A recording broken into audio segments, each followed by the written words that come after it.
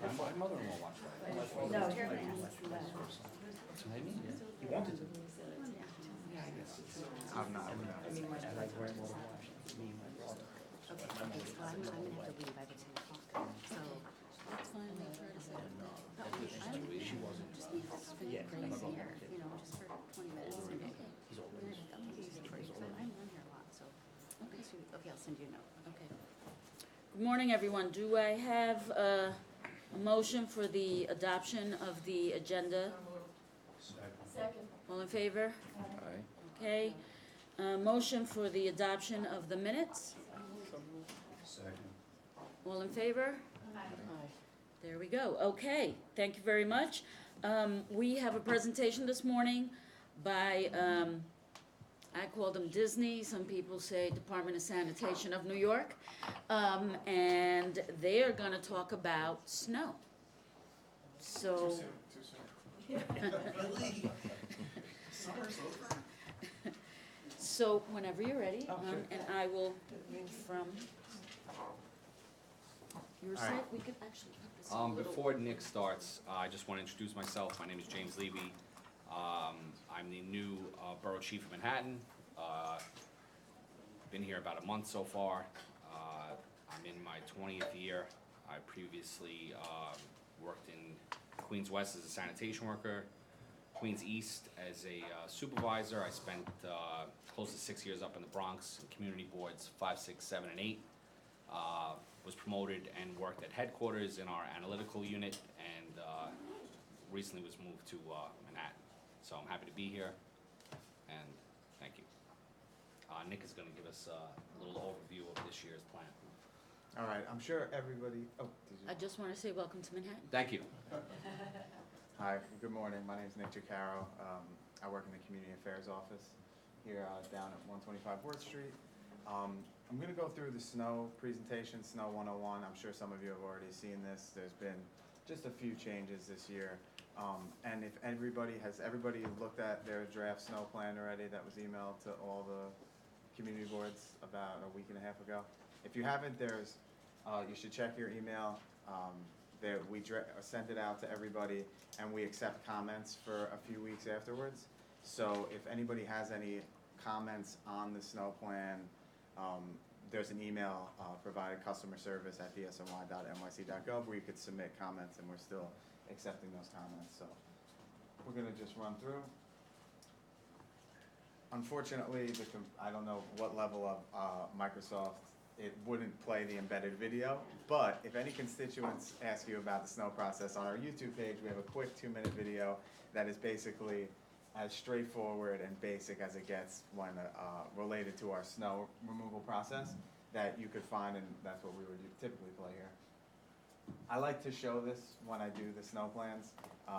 It's one of our snow plans from 1980, and the expectation was so much lower at that point, 20 or some odd, 39 years, wow. The main streets would get 1 to 2 days was the expectation for removal. And some of the tertiary streets that now when sectoring was deployed, we do tertiary streets at the same time as all the other streets. That was the expectation was 3 to 6 days before your street was cleared. So it was a lot different. We've changed a lot. Obviously, technology's gotten a lot better, and we've been able to clear most things within 1 to 2 days. But I like to show this just to see how far it's come over the past 30 years. So this year's snow budget, $111 million. Most people, is anybody here not familiar with what night plow is? Is anybody here familiar with what night plow is? Because you will have constituents call you and say, why is my garbage not being picked up at 8 in the morning like it always is? So night plow is when we shift manpower so we have more equal amount on both night and morning routes. So if this happens, like the November storm last year, stuff like that, you want to make sure you have personnel at the garage in case of a sudden storm, so we don't have to start calling people out. Sanitation workers don't always live in the borough that they're assigned to, so we want to make sure that we have personnel there. So what happens then is some of the collection routes, we try and switch a section and rotate the sections. They get changed to overnight service. So you might get residents calling. A lot of residents know they get picked up at 10 o'clock, so they pull out their garbage cans before they go to work at 7. We like to tell residents now, during this time, put it out after 4 p.m. the night before your collection, because you could be getting collected at a different time than you usually are. And if you come home from work and it's 5 o'clock and your garbage can might still be there, they will be collecting up until midnight. So you didn't necessarily have a missed collection, don't panic. And you could always reach out to me and find out, we could let you know if there's a section that had changed. And just to touch on that, we usually start night plow the second week in November. Due to that storm last year, we're starting night plow 2 weeks early. We're gonna start October 28th is our start date for this year's night plow. And then that basically will run October through 28th. until Correct. spring.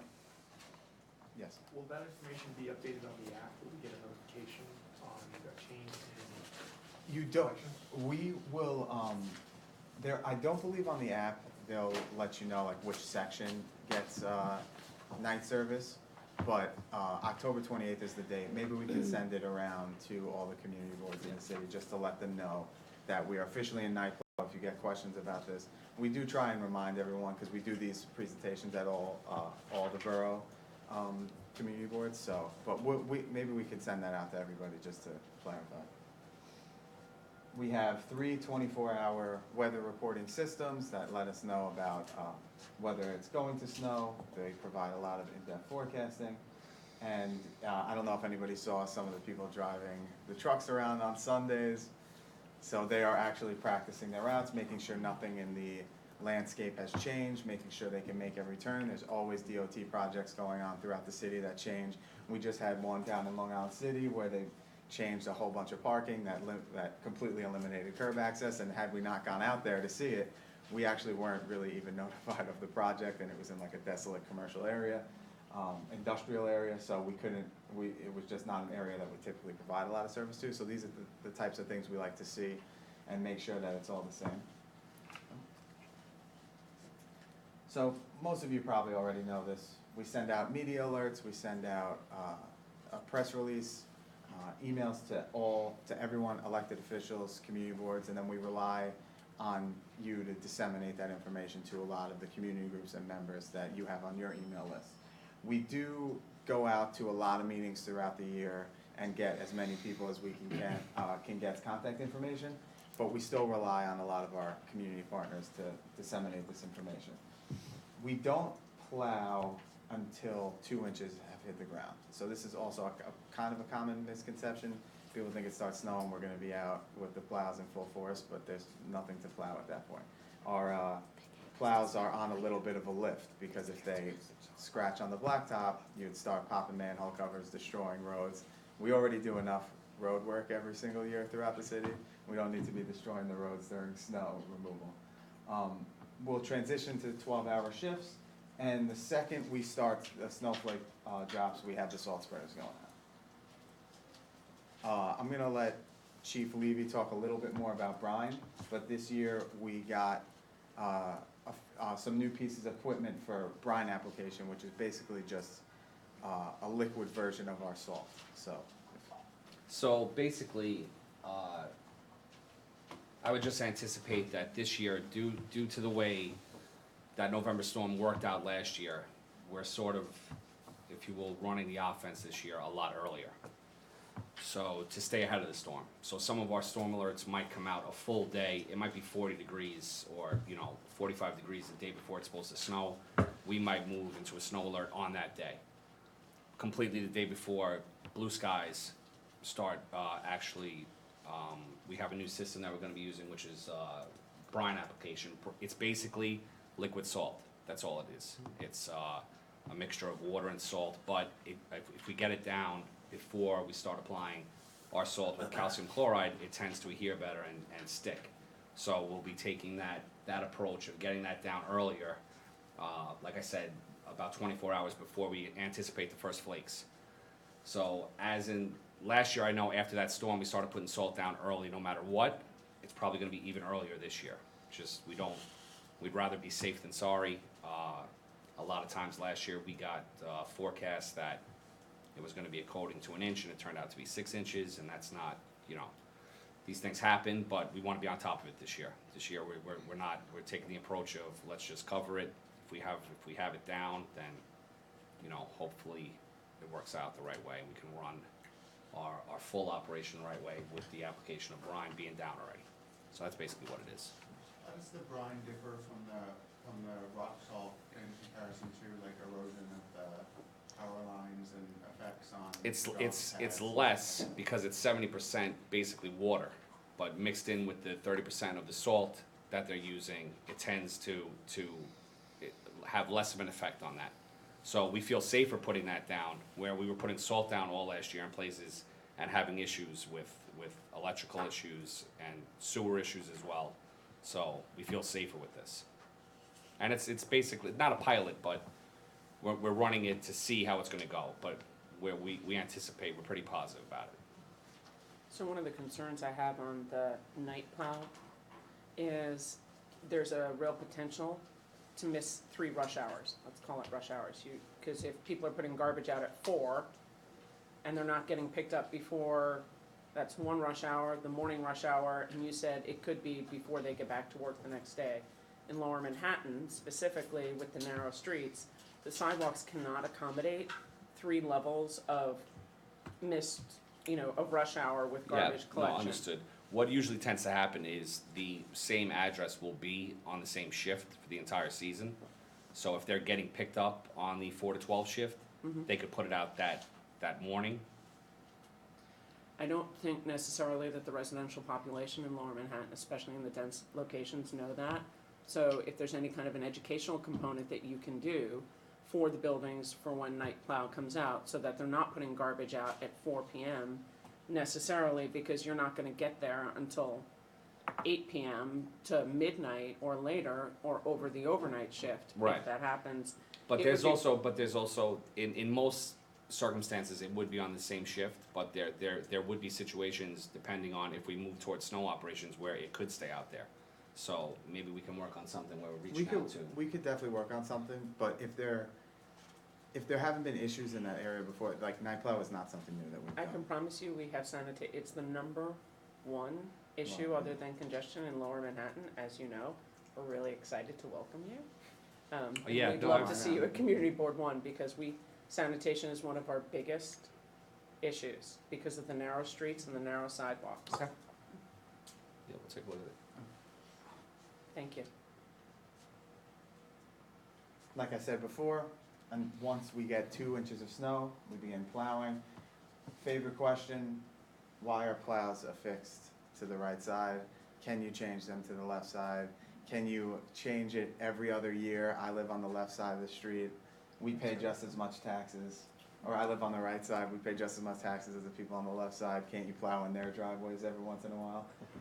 Unfortunately, their routes contain a ton of 2-way streets. If we plow to the left, you'll be plowing into oncoming traffic, you'd be blocking turning lanes.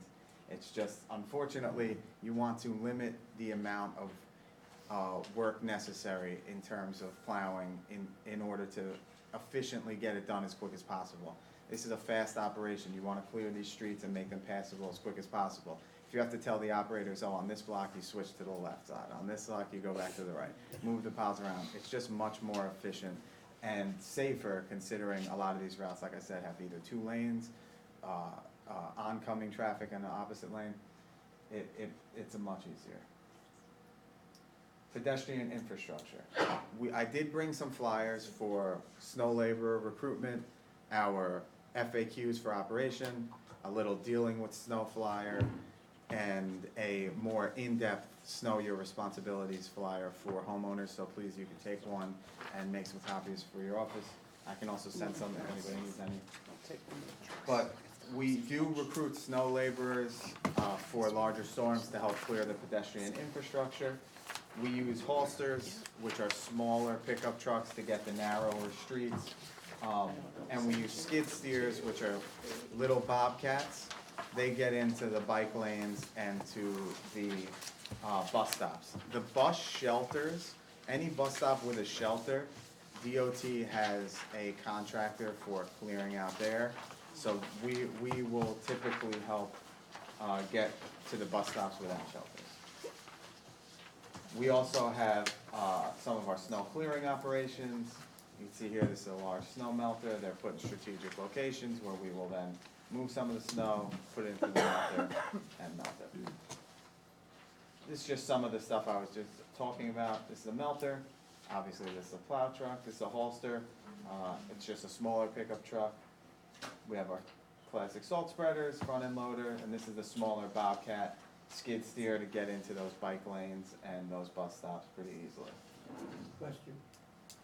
With the Bobcat units, I'm concerned about snow being piled up on the curb cuts, which creates a problem for wheelchair accessibility and seniors.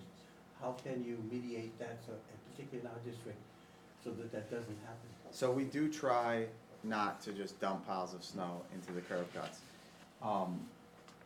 Unfortunately, there are tens of thousands of curb cuts throughout the city. We really rely on business owners, property managers to clear the curb cuts in front of their properties to make them more accessible.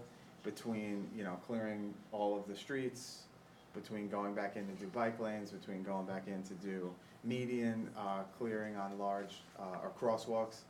It's difficult for us to then go out and start You do have the Bobcat with. units, and it would seem to me that you could use better efficiently. I don't know how many are in the Manhattan. I know a lot of them are. Every district has at least one.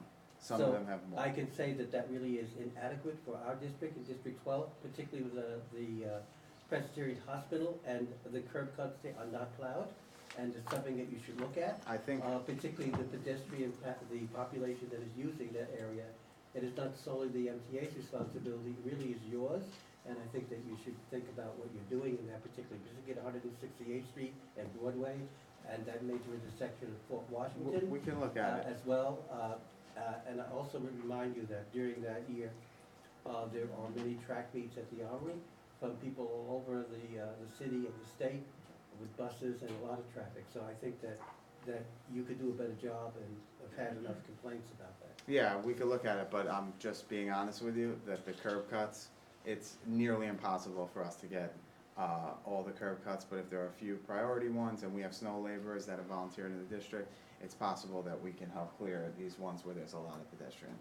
And we could also speak with the property managers there to ask them, like, we've gotten these complaints, can you please keep that as a priority? So this is just sectoring. This was started a few years ago, where we tried to make our routes more compact.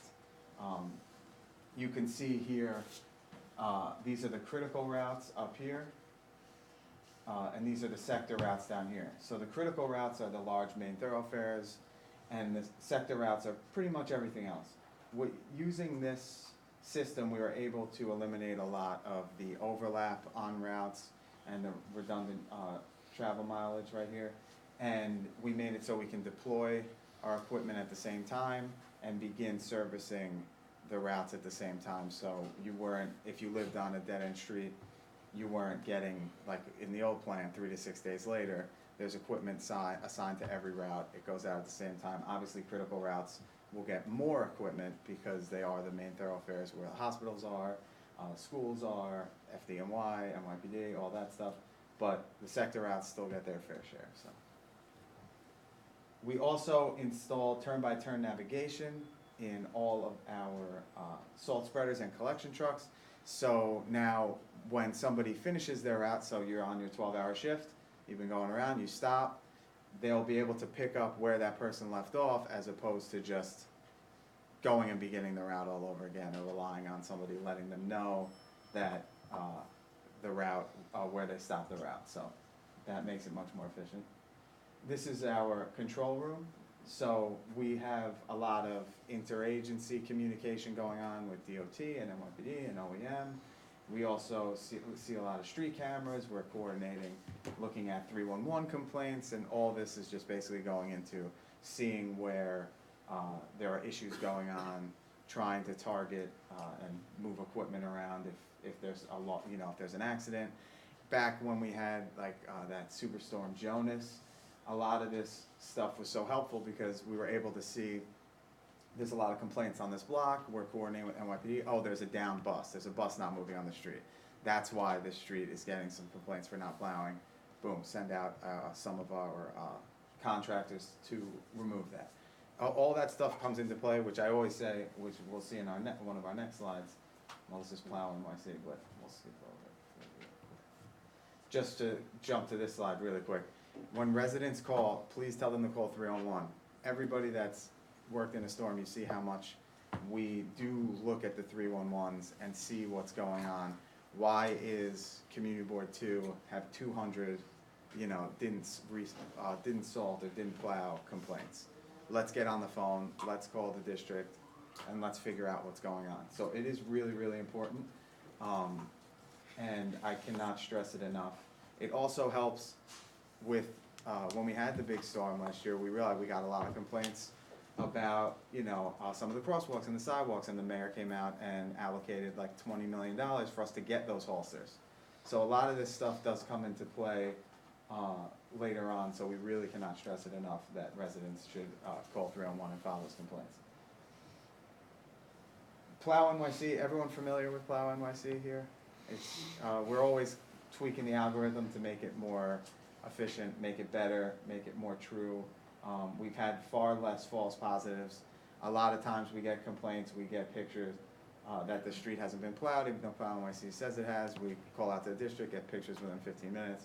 It's plowed. Basically, you could just tell residents if they have questions, when was it last plowed, to go on.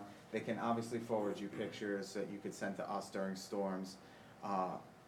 But this is, honestly, it is a very true to life picture of when the last time the plow was operating on the street. Is that accessible to the public? Yep, you just go So we on to could Plow know- NYC. We can know close to real time, Yeah. whether the street is plowed. Yep. Do we also know where a truck might be? You won't be able to see on Plow NYC where a truck is at that time, but there. Plow NYC will show you what trucks service the street in question that you're looking at. Yeah, but you won't be able to, it's not like tracking, like, So I like thought a you Google had Maps a when you're GDS walking. system that you. We do have GPS, but it's not open facing to the public. Okay. Plow NYC is. Yeah. So you'll be able to see which truck service your block, at what time, it's color coded, so if it's 15 minutes ago, 30 minutes ago, an hour ago. Yes? Is Plow NYC reliant on the driver to actually turn on the GPS? No. The GPS is on. No. The, all these trucks are equipped with GPS, wherever the drivers, we can tell when a driver, we're doing these training snow Sundays.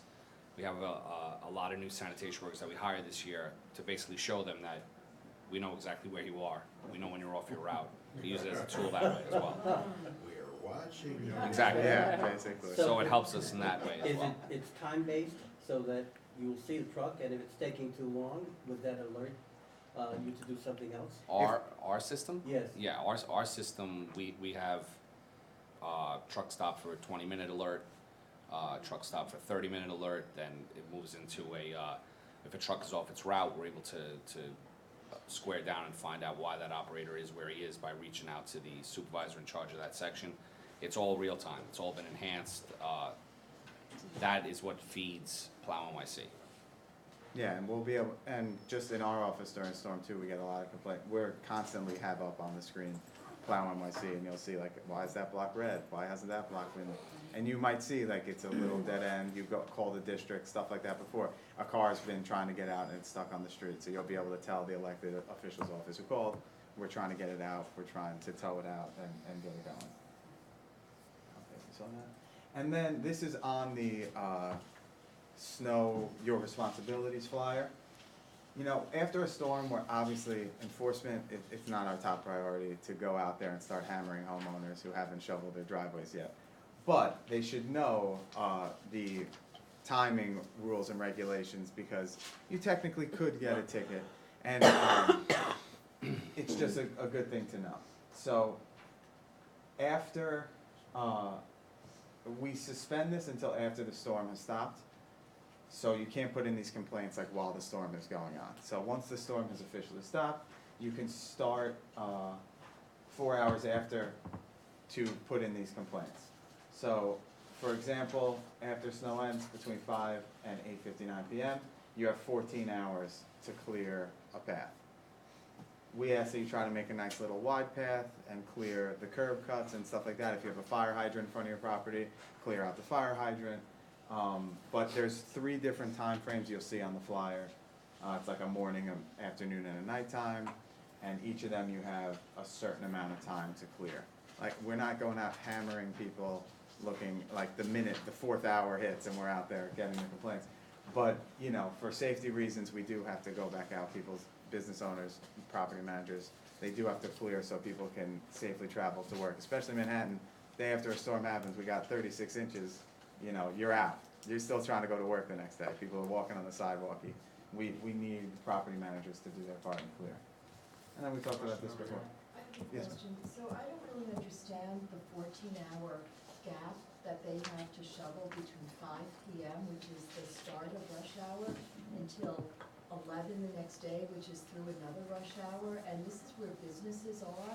And so the landlords might be different. There are businesses, no one knows who's supposed to shovel or no one bothers.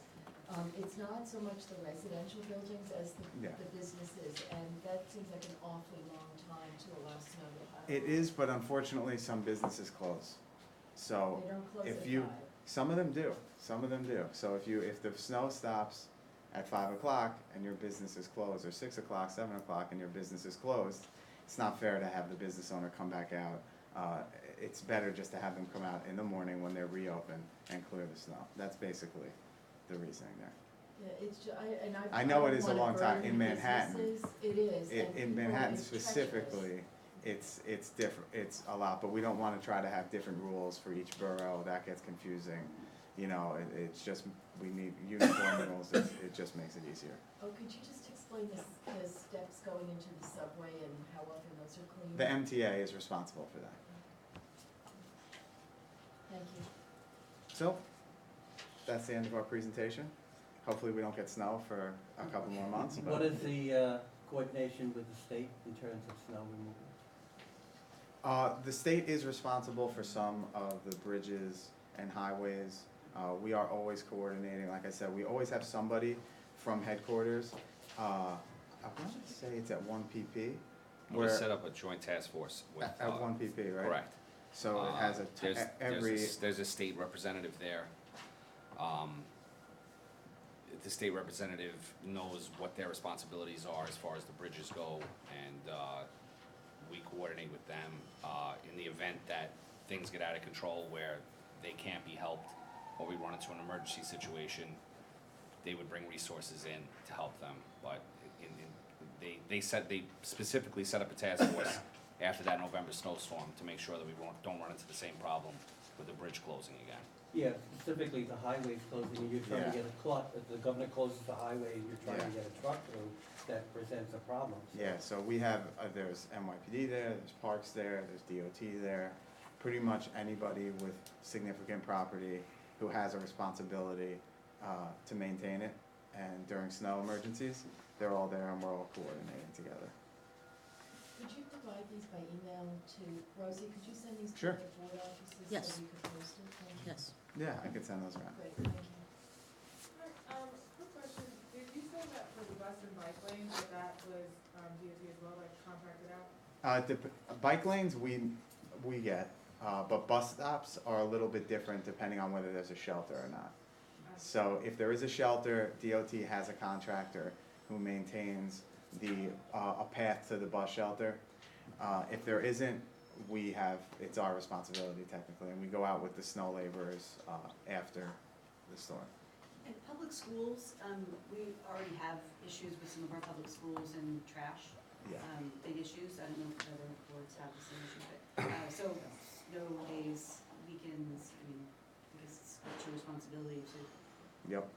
It would be their responsibility for maintaining the sidewalks around their school. I'm sure you're aware of some of that. Yeah, no, that's in every borough, we have the same issues with that, but. Not related to snow, I mean. No, not related to snow. Right. No. You're talking about as far as just getting the refuse off the curb, Oh, yeah. cleared out for school. We've been having issues, that's in every borough, we're dealing with the same thing. It's challenging, especially now, because we can tend to walk into a school to speak to the principal, and there's 3 different principals. There's charter schools within the school, and there's, so it's tough.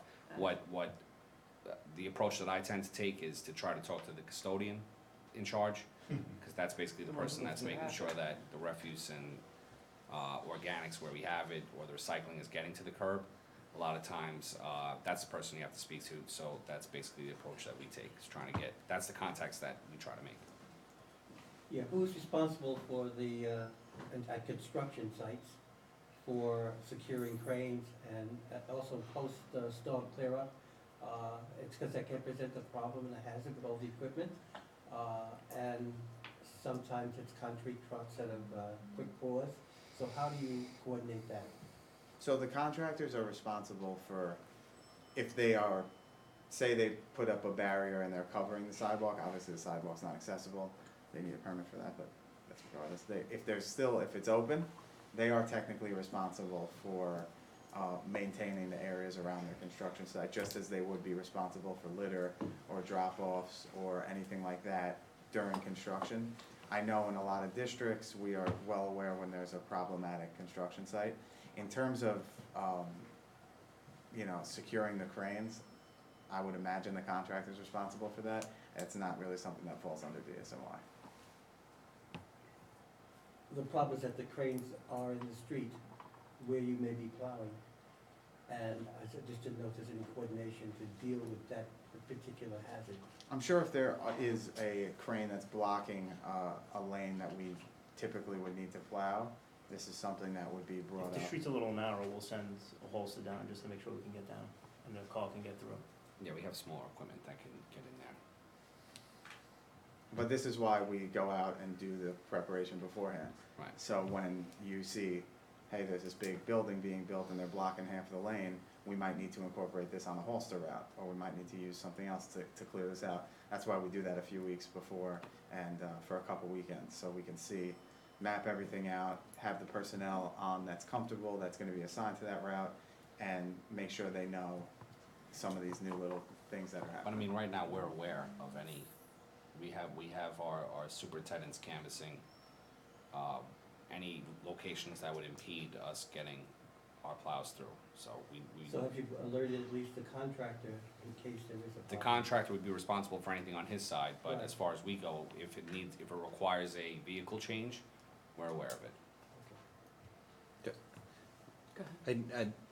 There's been a huge improvement in how you guys deal with the avenues, and I just think back over the last 20 years, and I was wondering if you guys have, how you've improved that, because last year it snowed, at least it seems that it snowed a lot during the day and during rush hour, and that seemed to be very important to clearing out Yeah. people going home. The sectoring And- system that yeah. you touched on has eliminated, the routes that were in place for a very long time basically just ran up and down the block, up and down the block. It would cut into an avenue and sort of cut back down the block. These new routes are designed to basically stay on the avenue for as long as they can, making it a longer stretch, and then come back up the avenue, and then have a different spreader that would be doing, or a different piece of equipment doing the side streets. So the avenues tend to look better due to that, but that has it's dramatically cut the amount of time that it takes us to get to 100%, running that sectoring plan the way that we do. And we've made improvements to it this year too that we're excited about, so hopefully the time is cut even shorter. And then the second question is, because of the changes in the last few years, bike deliveries are through the roof. And when it snows, that's not really stopping that. And it creates a hazard, but, and it just sort of leans into the bike lanes, it leans into how much snow is left on the ground. And I'm just wondering if you guys discussed that at all. Yes, you wanna touch on that, Mike, or? Because obviously that's This one is of the big Deputy Chief complaints Mike we hear all the Avitan's time. known. Or He's- I mean, he's- bike lanes are important, but street is priority. Highways are priority number one, critical number one, avenues, side streets, and then bike lanes. I mean, bike lanes are on all the Holster routes, so tight streets first, and then the Holsters go right into the bike lanes, and then just start recapping. But, our main concern, of course, is any sort of, an ambulance or a fire truck or, the police, that they're able to get down main avenues, main streets, and then, of course, schools, and then we move towards bike lanes as well. But they sort of I don't wanna say take a back seat, but we have to make sure the streets are clear first before we move in. And I was referring more to the deliveries, because as it snows, more people order food, and, you know, and that's sort of, that's different than 5 years ago, I think. I mean, I could be No, wrong, absolutely. but so, and that's the number one complaint we get, bikes are in the street, they're going the wrong way, you know, and just Right, wondering right. how that all fits into that, because it's. Oh, I thought you meant the bike lanes itself. No, Yeah, yeah, I- it's really hard just- for us to control. Yeah, well, I know it, I'm just wondering if it's factored in, because that's a new concern. I mean, it's That didn't definitely, exist. definitely Right, factored right. in terms of, having our personnel aware that, you know, there could be a lot of people on bikes out, like you gotta be careful when you're doing your routes, make sure you could see on both sides and you're taking it slow and steady. But it is hard, and it's true, like the amount of online deliveries and then Uber Eats now and everything, like there is just a lot of cars, there's a lot of foot traffic, there's a lot of bikes, and even if there's 20 inches coming down. We there's might people pilot a out. program where the spreader operator brings food to your house. Especially if you're on an avenue. Yeah, right, exactly. So you guys do an amazing job, and it's getting better and better. My question is, once the storm is down, we've got streets cleared, we have 20-foot piles of snow, you know, in areas. Yep. So what has changed, if anything, in the plan for getting that out, up and out? Because it doesn't always melt. I mean, No, we still have a hauling and melting plan in place. Melter site is, It's actually right downtown. What's the name of the street? I have it in here, It's right by the ferry terminal, but we would, opposite the Governor's Island Ferry. So that handles mainly all of downtown Manhattan. so what we would have to do in the event that we had a massive snowstorm where we had to move towards a piling, we call it a piling and hauling operation.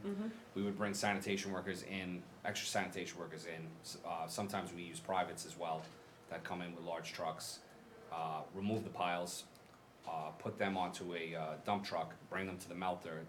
Melter site is set up, and we actually start melting the snow to get rid of it, because there's no other way to get rid of it when we have those piles that high. I would think that, again, in the world we live in now and how quickly the expectations are and how high the bar is set, I wouldn't be surprised if we're doing that quicker this year again, just so we can get back into years ago, and I don't, you know, it's a good thing that we do things the way that we do now, but years ago was we stayed on snow for a week Days, yeah. before we went back to collection. Now it seems like we're back into collection within, you know, 24 to 36 hours of the last flake, no matter how big the snowstorm was. So I wouldn't be surprised if we're moving towards hauling and piling a lot quicker this year. okay, thank you. Well, Did I miss this? How do you clear protected bike lanes when there's that divider? We have little bobcats, so they're called skid steers. So we can get in to clear that with the skid steer. It does make it a little bit more challenging, but we try to coordinate with DOT to at least be able to have a piece of equipment that can fit in those lanes before they do the project. And when you're plowing with the slanted plow, it's not pushing the snow over that, because it's concern for the bike riders, but also, as Carter pointed out, they're also more likely to be on the sidewalks, which themselves can be dangerous and skittish, so that's why also, and all of that, anything that creates an obstacle for them. yeah, we is a try to matter for avoid that everyone else. at all Yeah, costs. okay. We're not trying to leave piles anywhere, so even inside the bike lane, we're moving everything over as far as we can to make a safe path for. Do you have a strategy for the knee-deep water that accumulates at the curbs and the corners, because it can't melt and go down the Well, drains? the main thing is we have operators that are assigned to mechanical brooms, making sure that the catch basins are clear. That's what tends to cause that problem. Right. So in a lot of cases, if we get a report, we'll send somebody out there to clear the catch basin. That usually alleviates the issue. How do we make those reports? That's 311? just through 311, yeah. Thank you. You're welcome. Any other questions? No? Thank you, gentlemen. All right, Thank thank you. you so much. Okay, we're moving on to Borough President Report. Next week, October 21st, we will be at the Public Design Commission again.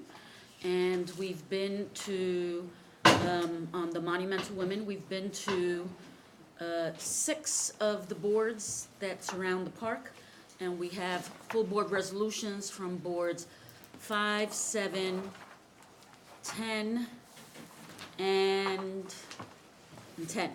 And then, any, The Parks and Women Committee jointly passed a resolution that comes up Yes. before the full board. right, and we have one actually from 11 who met the other night. Yes. And so, and then we have committee resolutions from Board 8, and they will not meet until after the Public Design Commission, the full board. And we got CB9 who wanted to vote on this, their committee voted, and tonight their full board will vote. So we'll be heading into the Public Design Commission. They wanted to hear back from the community boards, and that is overwhelmingly, all the community boards are in favor. The borough president is kicking off her initiative to make the borough more age-friendly, and she has her kickoff event October 27th from 12 to 3 at John Jay College. Then on October 28th, there will be a human rights law workshop from 6 to 8 at the Northern Manhattan office at 125th Street. It's capital budget time again, and the budget unit, and I think I saw, is Nelson still here? Nelson from the budget unit is here. They will have 4 workshops, 2 for public schools and 2 for not-for-profits.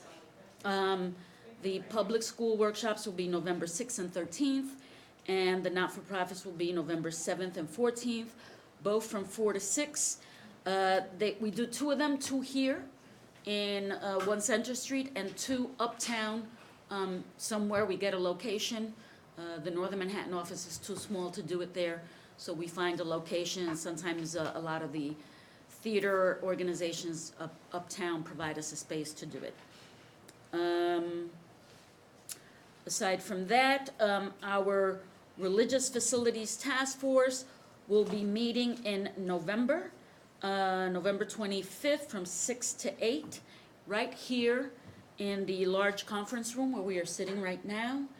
And the borough president has been visiting every community board at the full board meetings to talk about Election Day, that there are 5 ballot measures that people need to vote on as proposed by the Charter Revision Commission. So just making sure that that's on everyone's radar. We've been working closely with some of the community boards on a variety of issues, but I'm gonna stop here and I'm gonna move on to the chair reports, because you may cover it. Okay, is there something you wanna add, Jessica? No, I just quickly on charter revision, it's, it's a hard issue because although they're really substantive issues, because they're on the ballot, it's like a candidate, so can't really talk a lot about opinions.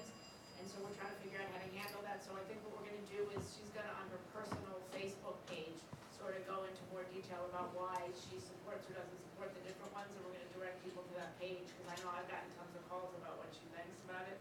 So it's gonna be on her personal Facebook page. Great. Okay, CB1. Good morning, everybody. I'm Tammy. I'm Vice Chair of Community Board 1. We were delighted to see the press release earlier this month for a multi-agency crackdown on the illegal ticket hawkers as they continue to be a problem plaguing tourists around historic Battery Park. They are lined up not only around the park, but along all the subway exits and at the bottom of the West Side Highway and Battery Place, getting people as they hop out of cabs. So we are happy to see a coordinated task force take some action there. We are honored to be the paper challenge winner. Sorry, this month we had the Lower Manhattan Quarterly Resiliency Update. It reviewed the master plan that's being put into effect from Tribeca around Harrison. That's, although the north side of that is still to be determined. And that goes along the west side south to Battery Place and east to Bowling Green. CB1 is concerned to ensure that all of the individual plans that are being put in are connected, and discussions are just getting started for the east side as well as the historic Battery Park and repairing that. We definitely need more public sessions for resiliency plans presented that are on the north side of the historic Battery Park, spanning Battery Place to Bowling Green, to really see, because it will change the character of the access to the park.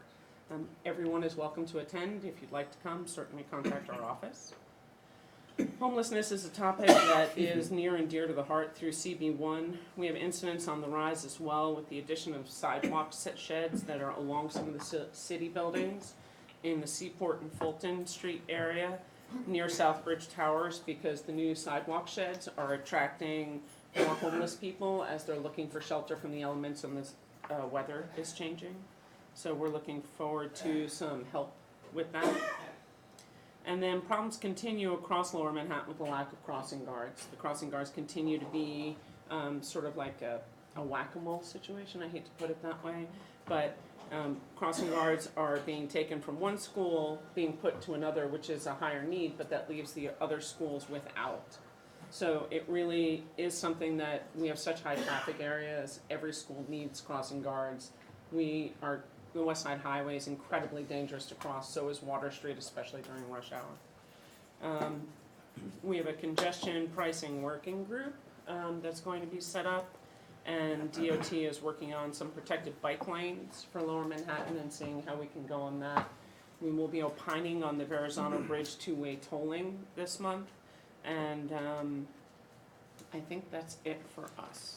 Great, thank you. CB2. Keeping on my time.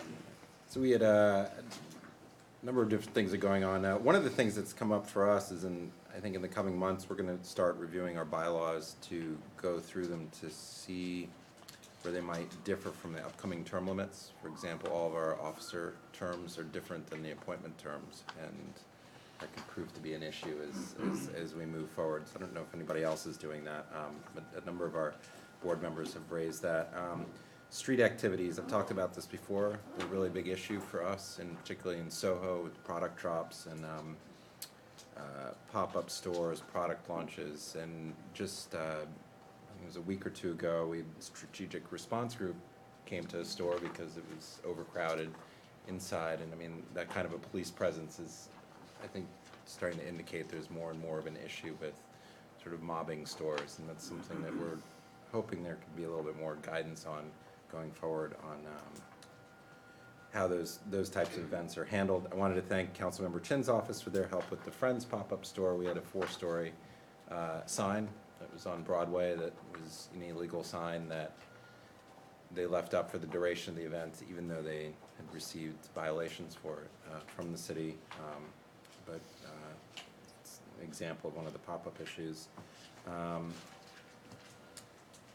Quality of life, and same scenario with the homeless issues. It's starting to come up in every single type of meeting that you can think of. Speaker Johnson just had a meeting a couple days ago on this. We just did a walk through Washington Square Park with the 6 precincts. It's coming up at all the NCO meetings.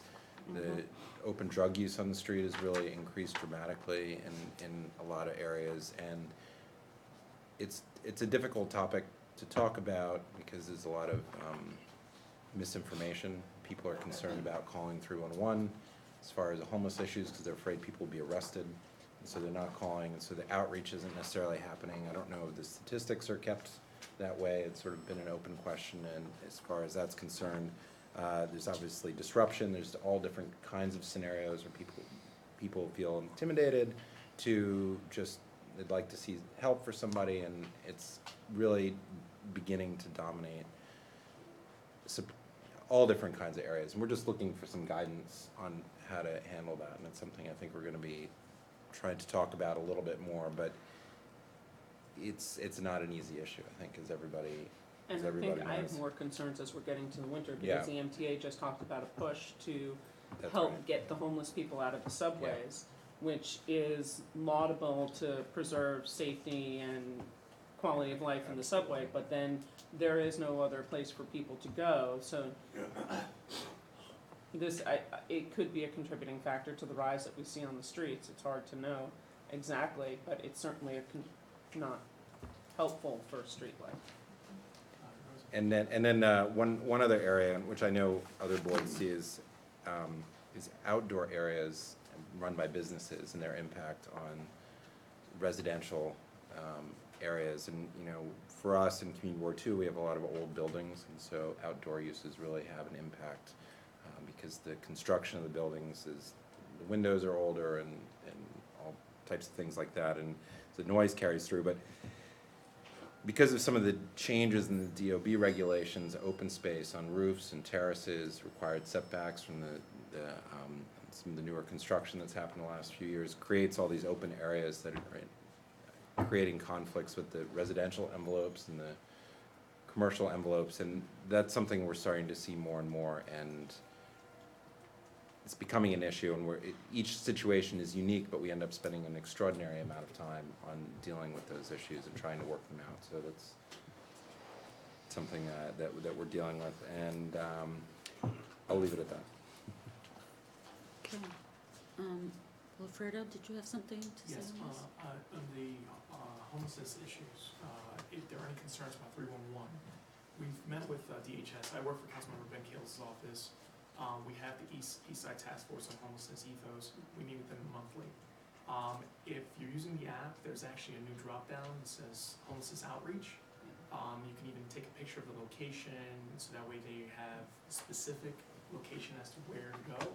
If you call, they'll also reach out to any nearby any homeless task force that's doing outreach in that area to address it. They are completely aware that there's a fear of calling the police. They're trying to mitigate that. Even if you call 911, they'll only dispatch police.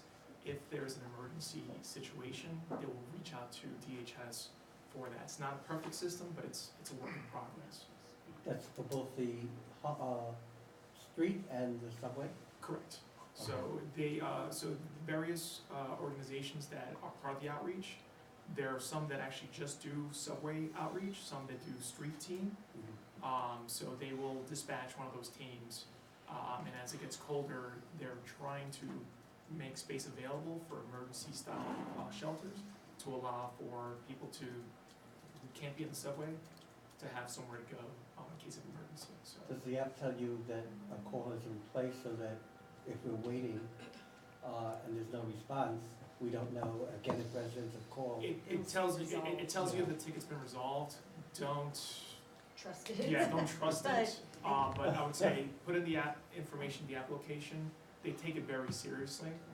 It's a big concern for DHS, and I would suggest if you're having these issues and concerns, invite DHS to one of your committee meetings or have them do a presentation on their outreach plan, because it's actually very robust this year.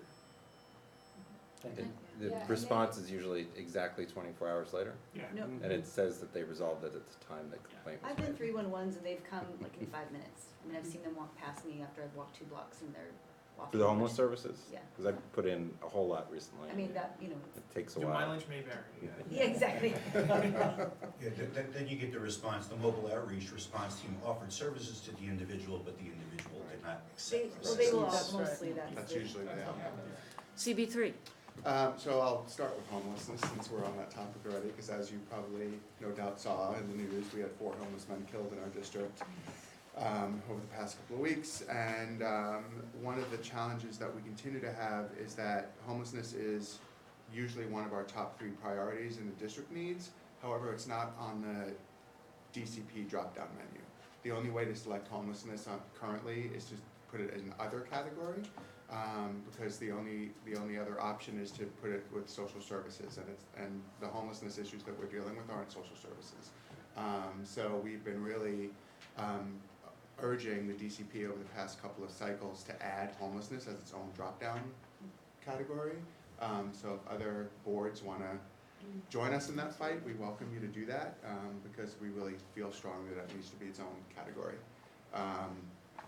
The other issues that we are dealing with right now is we're also going to be asking for a construction command center in relation to the Essex Crossing project. Essex Crossing is a huge complex that encompasses multiple buildings that are varied stages of construction, and it's causing that, coupled with some of the buildings that are already completed, which now have a Target and a Trader Joe's, which have loading docks, and it's causing a traffic nightmare in our district around Grand and Clinton Street. So we're gonna be asking for a construction command center to help us with that. We are still in the midst of the ever-changing ESCR project. And we want to thank the borough president again for the independent review and the report that came out last week. You know, even though the city is now offered up phased construction and phased reopening as a caveat to the plan, there's still lots of sort of tensions within the community about the plan itself. So we're still dealing with that. One of the other things that we're looking at also is revamping and revitalizing our social media. Right now, our Twitter and Facebook have been completely dormant because they were created by somebody who is no longer on the board and is not willing to give up the passwords to those. So we're trying to get those pages taken down so we can create new pages. But the other thing that would be helpful is if you all have social media policies and procedures that you have that you can share. Because right now, the way our social media policies are written, they are so restrictive that literally all we can use our social media for is to post our calendar. And you can literally go on our website to look at our calendar of meetings. So if you guys have other policies that are slightly less restrictive, I'd be welcome to have those. The last thing is that our district manager is strongly encouraging us to the exec to make baseline increases for the community board's priority, mainly because we need it to offer salary increases to our urban planner, because we're dealing with more and more land use issues in our district, and to have an urban planner on staff that knows their stuff is really a priority for us. Okay, CB4. On the homeless issue, there's an adjunct to that in addition to just the homeless people that we've been having a problem with. All the kiosks with the internet, we've found, I don't know how this came about, but the plastic bins that the free flyers are in for, you know, learning center or whatever it is, they flip those on their side, they push it up against the side of the kiosk, they make basically a couch, plug in and sit there all day long. This is happening especially at the corner of 21st and 8th, which is right by PS 11, which is also, there's scaffolding up because they're doing construction, so you've got people camped out under the scaffolding right near a school, and there's maybe drug dealing going on there as well. That's turned into a real problem. So it's not only homelessness, because I don't think the people plugging in their iPhones are homeless. Might be, I don't know, but there's that kind of issue as well, with just people camping out on the street, you know, for hours at a time, treating it like their living room. Some of the money that we got last year, we invested in hiring an urban planner to look at creating a Hell's Kitchen historic district. And the board passed that report, adopted that report, and that's going on to the city, to LPC, and wherever else it needs to go to adopt actually 2 different historic districts in the Hell's Kitchen neighborhood. The 14th Street bus lane, bus change, you know, has gone into effect. I don't know, Carter, if you've had problems, you know, on your side of 14th Street, but we've gotten no complaints from the people on 15th and 16th with increased traffic, so that seems to be working okay. We're continuing to meet with Port Authority over the redesign of the Port Authority bus terminal, and we've gotten word that Related is starting planning on the western rail yards, and we're going to try and engage with them earlier so we don't, you know, end up duplicating what happened on the eastern rail yards, where we have a small city the size of downtown Pittsburgh on the northern edge of our district. Okay. CB5? I'm Luke Zavados, the Community Associate in the board office. One thing we wanted to talk about today was that exactly a month ago, our board members had a really great retreat. A lot of board members attended, and it was really successful. Among the icebreakers and brainstorming exercises and the many topics discussed, we focused on consensus building and how we can come to better agreement as a community board. For us, this means finding agreement in resolutions so that more committee members can get on board, and amending and changing the resolution to better reflect the diversity of perspectives that our individual board members have. This allows us to present our resolutions to city agencies with more firm positions. At our last full board meeting, this was exemplified pretty well with a resolution regarding the Moxie Hotel. They had a petition to place large planters on the sidewalk. And at our Parks and Public Spaces Committee meeting, the vote was split, 8-6. The vote went to our full board, and we're proud to say that our full board members worked together to come up with an amended resolution that finally passed 30-0. So we're really proud of that.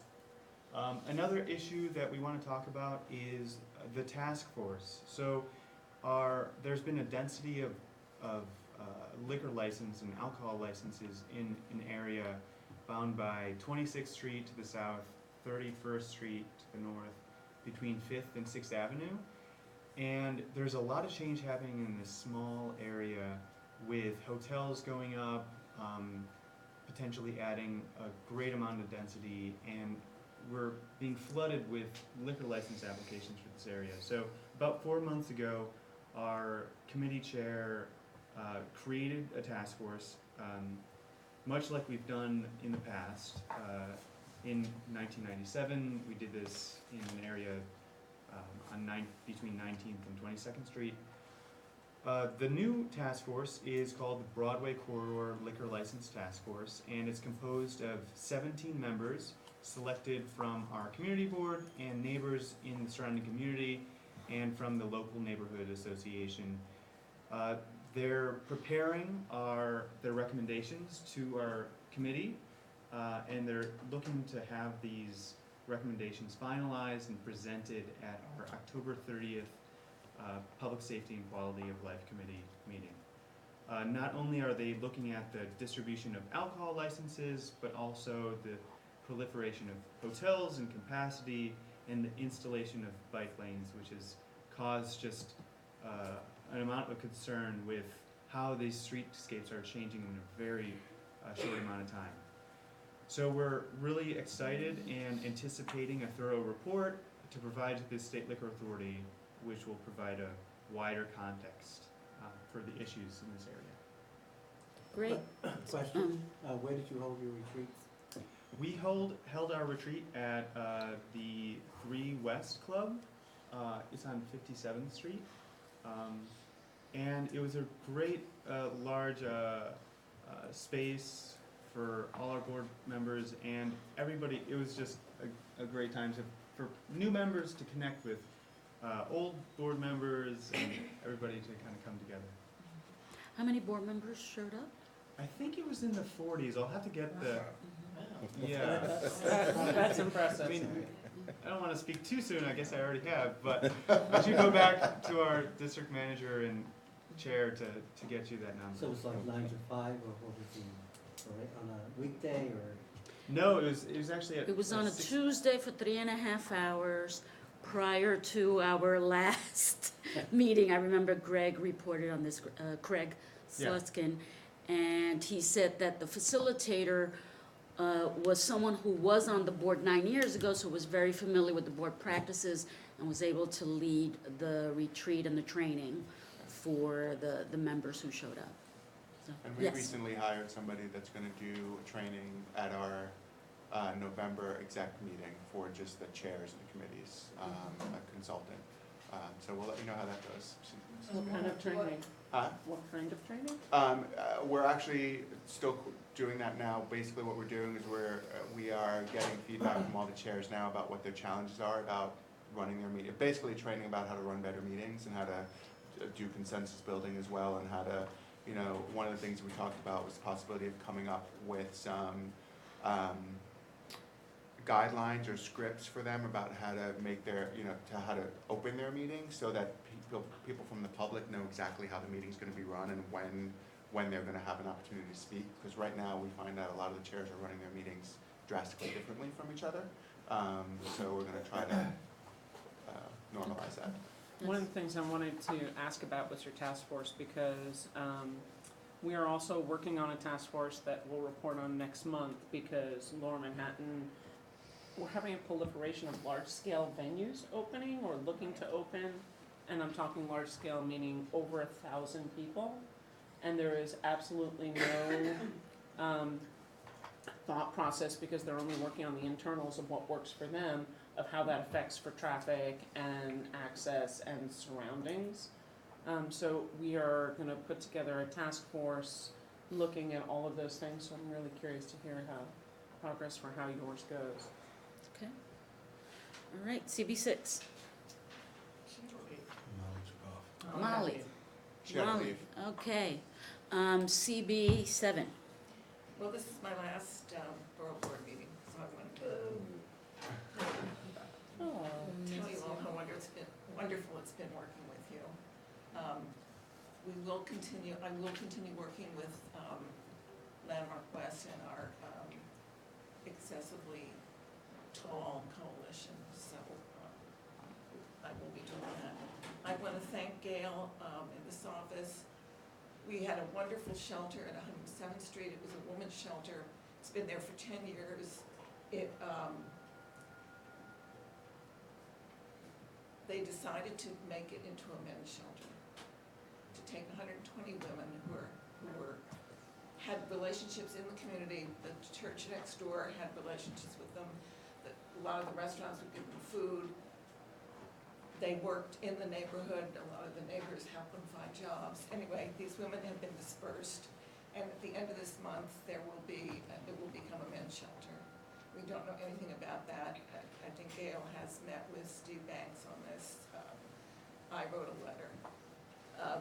Our district manager got a call yesterday from a district manager in the Bronx because 3 of our board members wrote a letter, a long letter, at the end of which they put that they were co-chairs of the Health and Human Services and a member of the Health and Human Services for CB7. It wasn't authorized. But anyway, this letter has gone out to the whole world. I think it went to every single district manager in the city of New York. With the petition to not remove the shelter. Meantime, there are only 40 women left in the shelter, so it's pretty much a fait complete. We just did our budget priorities 2 nights ago.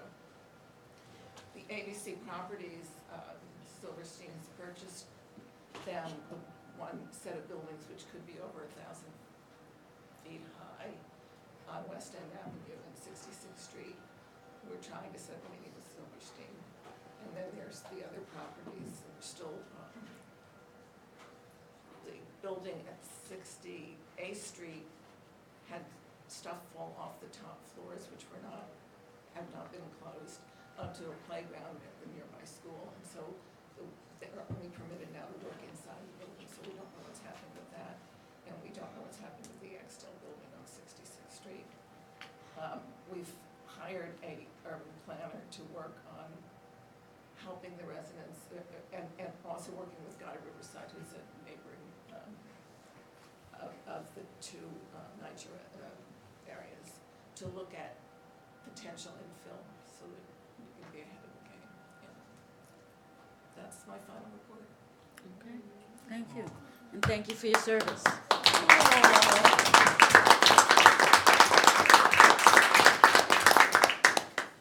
CB8. Thank you.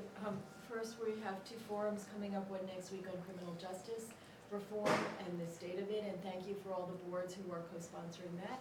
And also, I'm happy to say that for our town hall, educational town hall, and the ballot proposals, that every Manhattan Community Board has agreed to sponsor and promote it. So the top of our flyer says, "The Manhattan Community Boards present." So I'm really glad about that, and hope that you will get people to come and show up.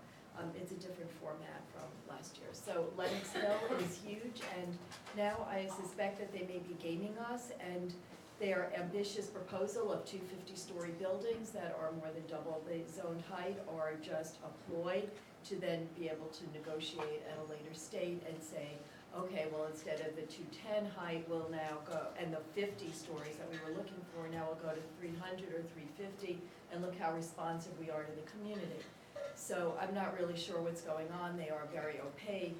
We don't know what the financials are, but they'll be meeting with us, I think, in a few weeks. So there should be more information, but it's really a bane and a problem. There are community groups and money being spent to fight this. We're still having issues with the marine transfer station because there have been 2 accidents with sanitation trucks. Their monitor is not really monitoring. The air quality is not being monitored, and we're really concerned about that. And then for the Landmarks Preservation Commission, we find a lot of stuff going for staff review that had been going to the commissioners, and we're not having any role in the decision-making, having far fewer applications. And then we're really surprised at the stuff the staff has taken on without any notice or opportunity to weigh in. So I'm writing a letter to them, and I'm trying to set up a meeting. Any boards who are interested in joining me on that meeting would be, I'm more than welcome. I think Layla had said that she would, as well as CB7, so we could talk about that. And that's it. Thank you. Okay, CB9, CB10, CB11. Hi, everyone.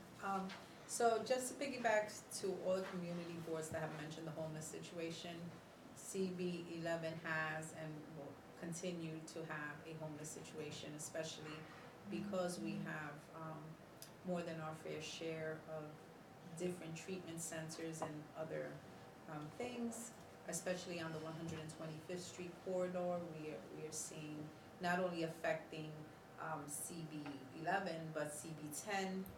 The bid on 125th Street has expressed a lot of issues from CB10, so we're working with them as well. So that's something that we keep our eye on, especially and in addition to the proliferation of needles that we find everywhere. We find discarded needles in parks and on the street, and drug use, prevalent, just visible on a daily basis. So we're working on that.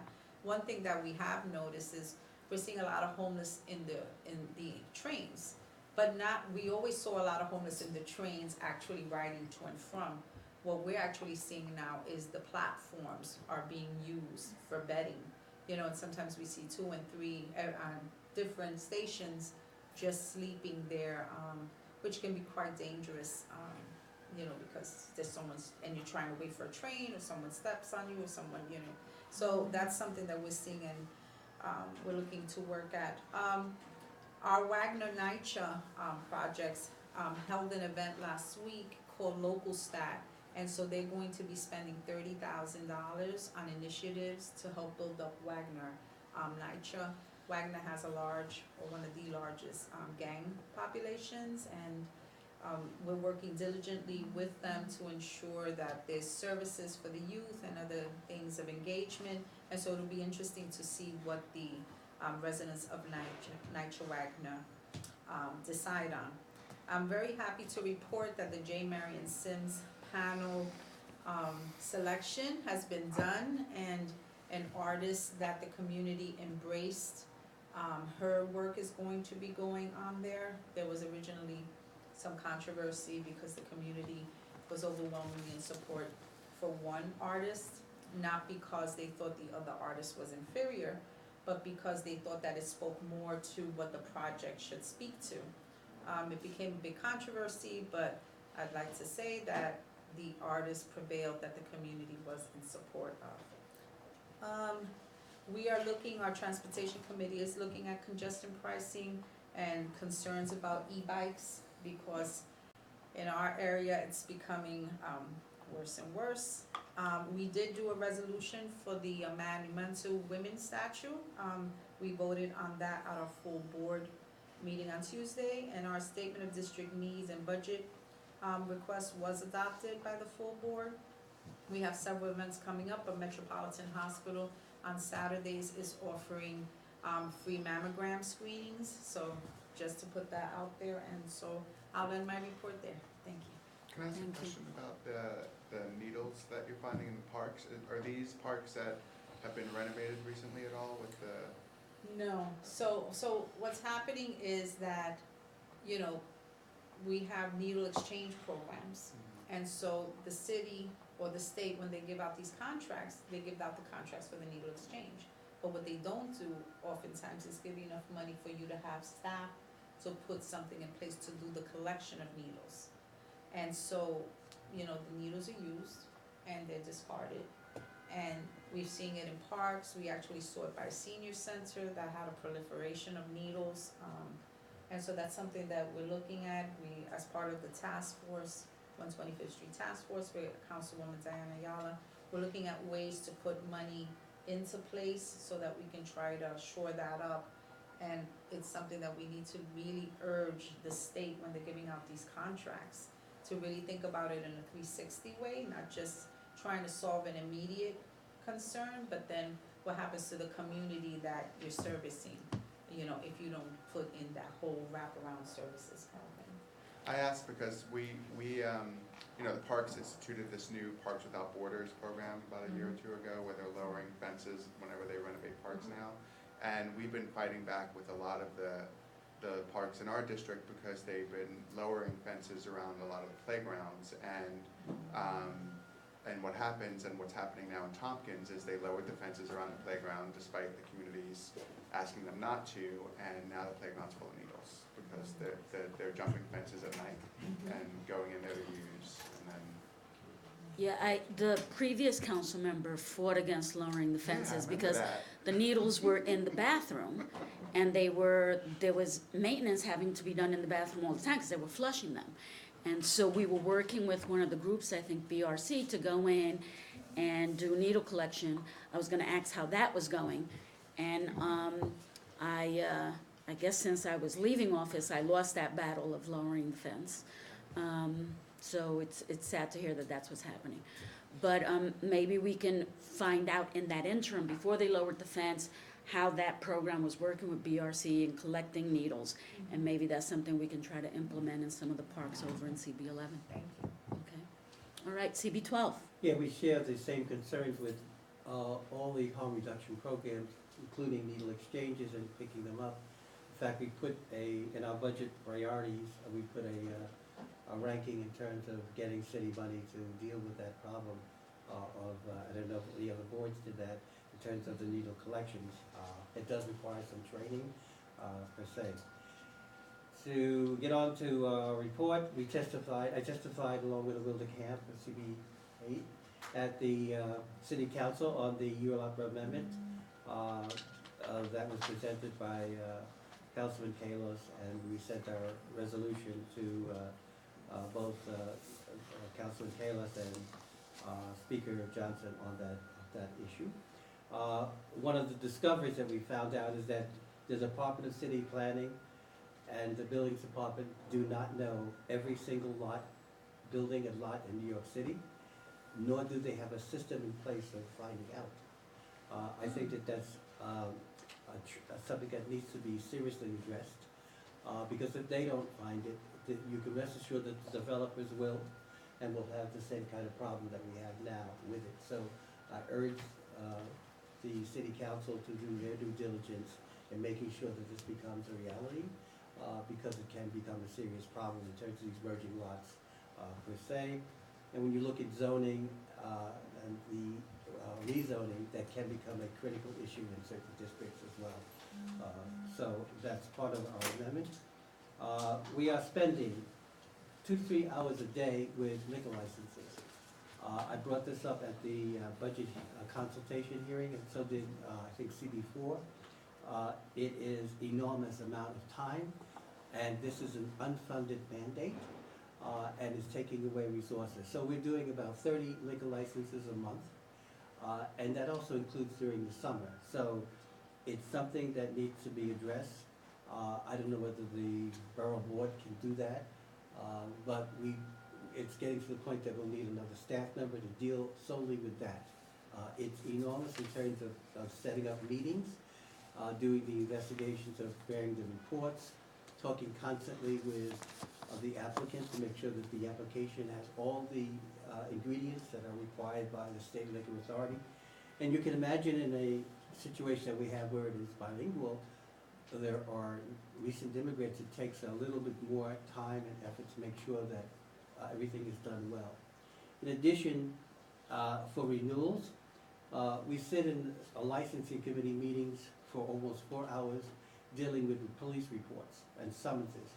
We've talked to Manhattan North about getting these summonses on a monthly basis, so we don't have to wait to 1-2 year meeting to know that there was a bad actor, when the board could do its due diligence and talk to the owners about perhaps doing things a little differently, perhaps doing things with the Small Business Association, or SBS, so that they can have better business practices. So I think all of this has to be taken into account. I know that the State Liquor Authority on the 22nd of this month is having a round table with all attorneys and expediters only, because of some issues related to what they are doing. So I think it has to be addressed, and if you don't have that many liquor licenses now, I assure you in the future you will. So I believe that we need to do either a massive task force on this, or some way of dealing with the funding for our operations. And the State Liquor Authority, in my recent conversations, is not going to do it for you. They are not gonna go to the state and ask them to give money for a community board, so I think it's up to us to do that task. We had our medieval festival, which I think about 50 to 60,000 people came to the Cloisters or Fort Tryon Park. Gail was there. Some of us did wear medieval costumes. So there was jousting, and a lot of vendors were there, and I think we had a good time, and the weather was fantastic on that particular day, and next year I invite everyone to attend. We have completed our budget rankings, and they'll be submitted shortly to the DCP. And I think that's all, unless you have some questions. Okay. Can I add something, Rosa, really quickly? I don't know, I think other boards have this issue too. What I found at that city council hearing was the BSA said the greatest number of applications for variances are from not-for-profits. And they are looking that because they're not-for-profit, they could do whatever they want. And for me, that's what makes Lenox Hill so frightening. The Frick has done it as well. We're not-for-profit, it's community good. The Lenox Hill didn't even want to deal with the issue of mandatory inclusionary housing because they said the hospital was community good enough, and they didn't have to look at anything else. Now they revisited it, and they've hired an affordable housing consultant to help them. This is 6 months after the issue was first raised with them. So their arrogance suggests that they already are, they filed their pre-app over a year ago. They didn't disclose it to us, not that they have to, but they've been lacking in transparency, and there's a real concern that there's a slippery slope, that if a not-for-profit, what they want to do is align themselves with a developer to put up a 50-story condo and use the money to finance the hospital expansion, that this will now become a mode of operation around the city, that a not-for-profit could hook up with a developer, get money, slap a name, do something, and then the developer gets to do what they want, and what we're seeing now would be small compared to what could happen with that, so it's a real concern, I think. Anyway, thank you, Rosa. Thank you, Anita. I wanted to just say, with renewals, we had spent a lot of time with renewals until we were told by Chairman Bradley that it's a waste of our time, because the renewals are only, the only way they would ever address anything is if there'd been an adjudicated complaint completed. So by the time the renewal process happens, it's too late to do that. And so the encouragement is to make complaints in real time, so that they then have them to address. And it's something that has created some confusion, as well as I've testified often in front of the commissioners. And renewals, when we write resolutions in the past, now they say, well, where are they? And we stop doing them. And so as different boards continue to comment on things, and we each have different practices, it creates confusion among the three commissioners as far as how they should be weighing in that information. They're looking for it or they're not looking for it when it comes to other licensing issues, if there are alterations, et cetera. So I think it's something that if people are interested, we might want to sit down and talk about, so that a little bit, doesn't mean that everybody has to do the same thing, but have that we interact in a similar manner so that there's not confusion. So they don't always know the boundaries of our boards unless they have the materials in front of them that tell them which board it is, so they don't necessarily recognize all of our different practices. And right now there seem to be a little overwhelmed, and there's a backlog of applications, so things are taking a little longer. And so I think it'd be helpful to them if we are coordinated in how we respond to them so it's consistent, so they know how to incorporate them into their decision-making. Well, an applicant can withdraw within the 30-day period, reapply again, and not reapply for the next meeting. It could be a continuous chain, knowing that they're gonna get a negative or objection. There are just a series of maneuvers that are occurring, that people are trying to game the system per se. We understand the issue of renewals, which is why we need the police reports way in advance on a continuous basis, and I don't know whether, if all of us said that it would happen. There have been reluctance for the police to do that. They could just discuss it with the district manager, it did not be entirely public, and that would go to the committee chair, and that way we can perhaps talk to the owners, knowing that they're gonna come up for a review and give them some help in terms of their business and their business practices. So I think that's what I'm looking for. And there are also the 311 stats that they're. 311 is of no concern to the state liquor authority and their determinations. I've been told that many times. It's only Because it's not a completed complaint that's been verified. Right. 911. So I've that's had what this 911 discussions that's with 911. Chairman Bradley ad nauseum, because it comes up in any of our constituents, where do you make a complaint? Well, New York City, 311 is where you make a complaint. But 311 is not the state liquor authority, and they will say, we've received no complaints. Because 311 doesn't route complaints to the state liquor authority. And so this becomes a very big issue, and it's something that really deserves some conversations with them as far as the dialogue going forward. And Is there a way to get through the state? I mean, I know the city only reports to city agencies, but maybe there's a way to get, and this must happen in every borough. And just as a follow-up, the police complaints are supposed to be, from my understanding, be forwarded to the liquor authority Yes. if there are violations that are written.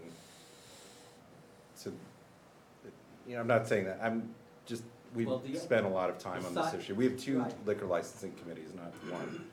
So the side issue is that the police do not go to the state liquor authority, as you well know, to testify. There is a report that they should be sending to the state liquor authority, except we do not know if they did send that report. There's no system in place to let us know. In addition, when we write our resolutions, we detail every little discussion that was just brought up in the hearing that we're having. So, again, that's a lot of work. Whether they look at all those or not, I do not know.